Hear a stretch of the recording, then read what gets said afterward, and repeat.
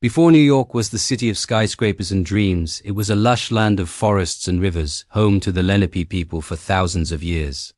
They called this island Mannahatta, the land of many hills. Imagine a time when Times Square was a beaver pond and Wall Street was just a path through the woods.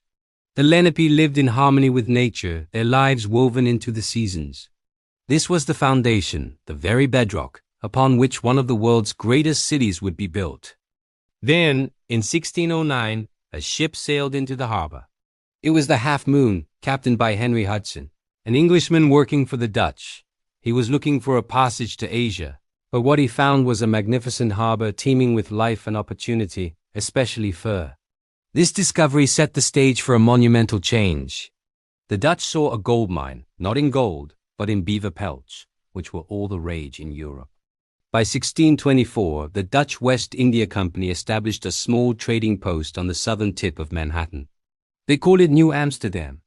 A year later, in 1626, a now famous transaction took place.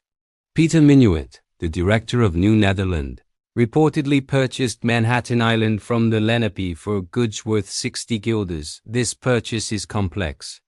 The Lenape didn't share the European concept of land ownership. For them, they were likely granting rights to use the land, not sell it forever. Still, a fort was built, a grid of streets was laid out, and New Amsterdam began to take shape. It was a diverse, bustling port from the start, a place where people from all over the world, Dutch, Walloons, Germans, Scandinavians, and enslaved Africans came together, speaking a reported 18 different languages.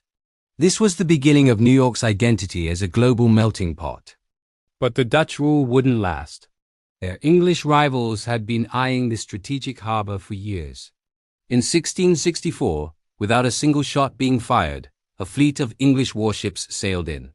The Dutch governor, Peter Stuyvesant, a man with a wooden leg and a fiery temper, was forced to surrender. The colony was renamed New York in honor of the Duke of York, the brother of England's King Charles II. The city continued to grow as a major port under British rule, but tensions were simmering. The colonists felt the weight of British taxes and control, and the spirit of independence was taking root. When the American Revolution erupted, New York became a crucial battleground. In 1776, after the Declaration of Independence was signed, George Washington's army fought a series of losing battles here.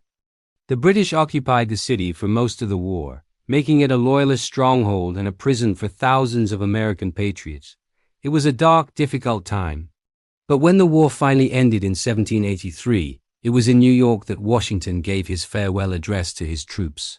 For a brief period, from 1785 to 1790, New York City even served as the first capital of the United States.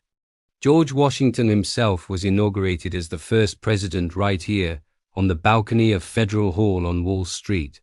The 19th century was when New York truly exploded. The opening of the Erie Canal in 1825 was a game-changer. It connected the Atlantic Ocean to the Great Lakes, making New York City the undisputed gateway to the American interior. Goods, people, and money flowed through the city like never before. The population skyrocketed. Millions of immigrants, especially from Ireland and Germany, arrived seeking a better life. They crowded into tenements on the Lower East Side, facing poverty and hardship but bringing an incredible energy and resilience that fueled the city's growth. This was the era of massive construction. The iconic grid plan of streets was laid out. Central Park was created as a green oasis amidst the urban chaos. And in 1883, a true marvel of engineering, the Brooklyn Bridge opened, physically and symbolically uniting the burgeoning metropolis.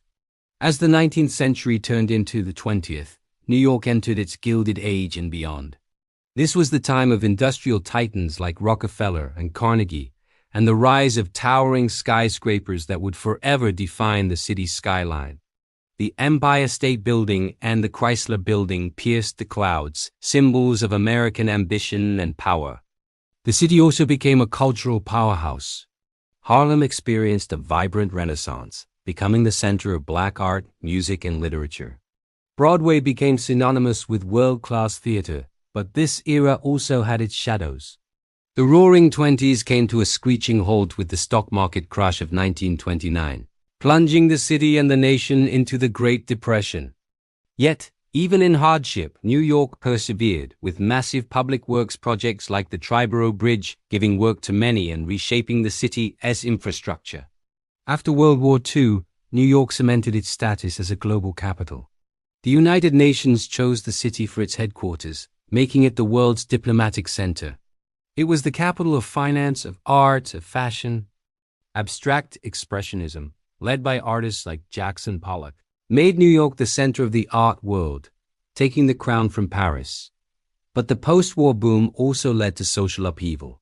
By the 1970s and 80s, New York faced a severe fiscal crisis, rising crime, and urban decay.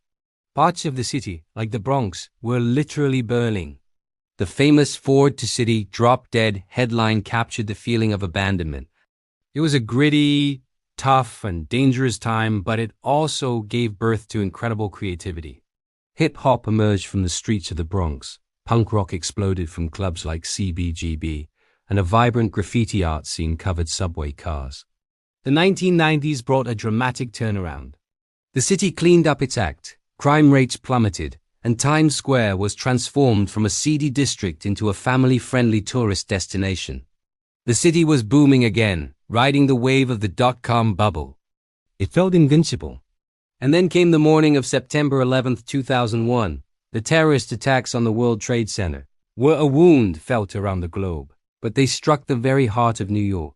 The city was brought to its knees, shrouded in grief and disbelief.